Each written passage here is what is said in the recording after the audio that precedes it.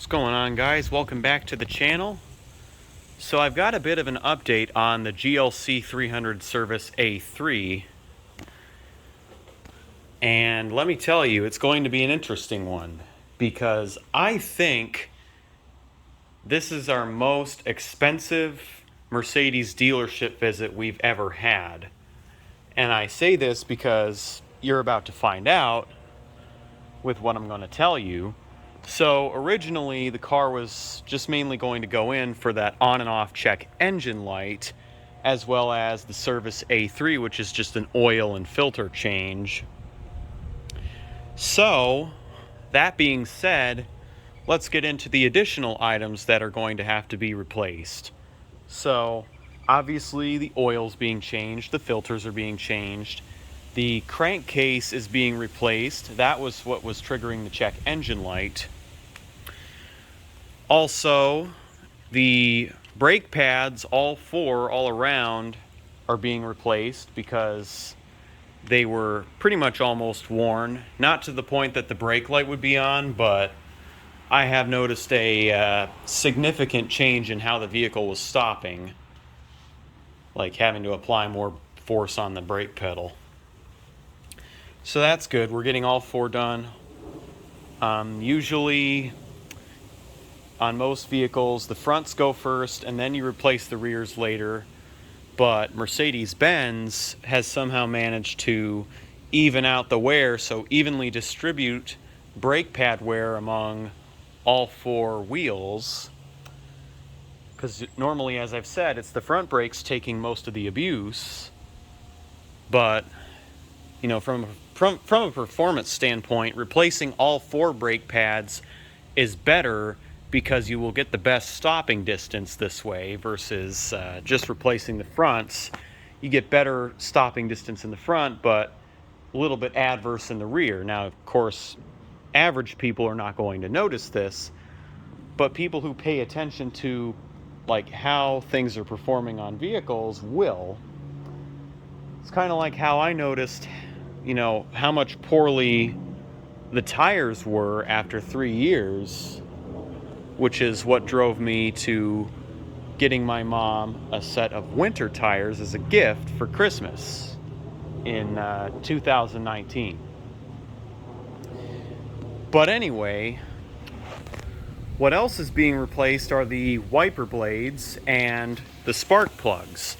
Now, I know what you're thinking.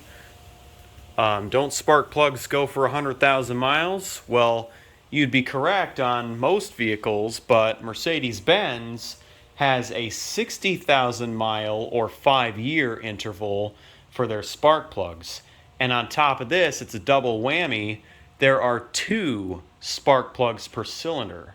So if you have to change your spark plugs, you're looking at the same cost as replacing the spark plugs on a V8 with 1 spark plug per cylinder. Because in the case of our GLC, it has a 4-cylinder with 8 spark plugs instead of 4. I remember my Jaguar XJ8 only having 1 spark plug per cylinder, so the spark plug change on a 4-cylinder Mercedes is pretty much the same as changing spark plugs on an 8-cylinder Jaguar. But anyway, that's pretty much preventative maintenance. It's good that we're getting that done, so that way we don't have another check engine light on in the next year. Because these preventative measures now will help prevent bigger bills moving forward. We made this mistake, or we made a similar mistake with the Jaguar XJ8 5 years ago. I remember just driving around in circles in a downtown Naperville parking lot. This is because I was not familiar with parking in downtown Naperville all that well. The parking lot was full to the brim, and not only that, but, you know, after 30 minutes of just circling around and trying to find a parking spot, I noticed my coolant level was low. So I turned the car off and just called my mom and said we got to go. Because there was a small coolant leak. And that was because the coolant thermostat had a crack in it. And the dealership told us this 2 months prior, and my dad said we're going to hold off on it, but that was not a smart idea because that led to a bigger bill later. But anyway, so I'm going to just list the things that are being done so I can count them up. So oil and filters, brake pads, spark plugs, windshield wiper blades, and then the crankcase. So that's 5 different items that are being done, one of which is covered under the warranty. And funny enough, the dealer said that this was not covered under the warranty, but that's a big fat lie, because the other videos I've seen of Mercedes C-classes having the same problem did show that the dealer covered it under the warranty, but we did end up talking them into covering it, so that is free of charge. And it would normally be $1,700 if the car was not under warranty. So thank God it still is. And we have 2 years and 4 months left of total warranty coverage, because a GLC 300 is covered under warranty for 5 years or 60,000 miles, whichever comes first. We have 44,000.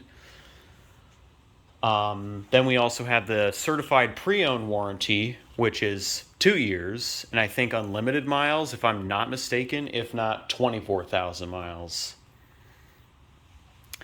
Anyway, that being said, the other items are probably going to total at least $2,000, if not $3,000. So, like I said in the beginning of the video, this is our most expensive service visit yet. But then again, to be fair, we've had the car for 5 years, and parts wear out and will need to be replaced eventually. A lot of this is just general wear and tear, like the spark plugs and the brake pads. The wiper blades we replace every year to ensure that we're getting a good wipe whenever we have rain or snow,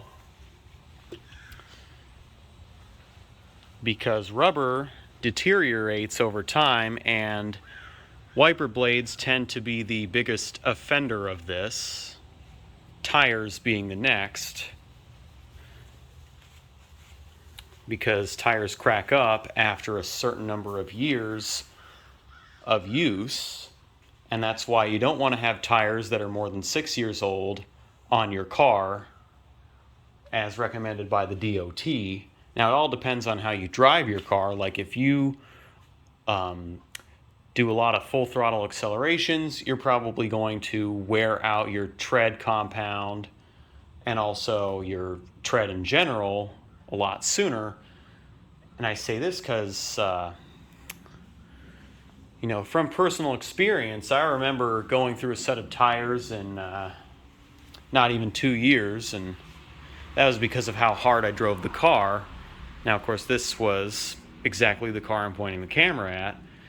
And so I've learned from that mistake. I don't drive as hard as often, and I've put tires that are more suitable for that kind of driving on. And what I'm getting at is I did notice that after a year, there was a little bit of cracking going on, and I think that was because of stress on the tires. Some of it is weather cracking, other times it's stress, sometimes it's both. But anyway, back to the Mercedes. So that's what's being done, is those 5 items I listed earlier. The car will be back tomorrow afternoon at the earliest, so this is the longest we've had a loaner for as well, because I dropped the car off 2 days ago, and normally the car would be back by now, but because of all those things that have to be replaced, that's why it's not back yet. So, yep, this is just a brief update, and I hope that this helps you in making a decision on buying a Mercedes or other luxury car for that matter. And I'm not saying that our GLC is unreliable. It has been very reliable. It's just that luxury cars, like most cars, require upkeep after a certain number of years, and that is to be expected. So this is mainly to aim at the true cost of owning a Mercedes-Benz, and it's to help people like you watching this video make a decision on if it's worth buying a Mercedes because of this. So if you enjoyed this video, make sure you leave a thumbs up, subscribe if you're new, turn on post notifications, do what you guys do best, and peace out until next time.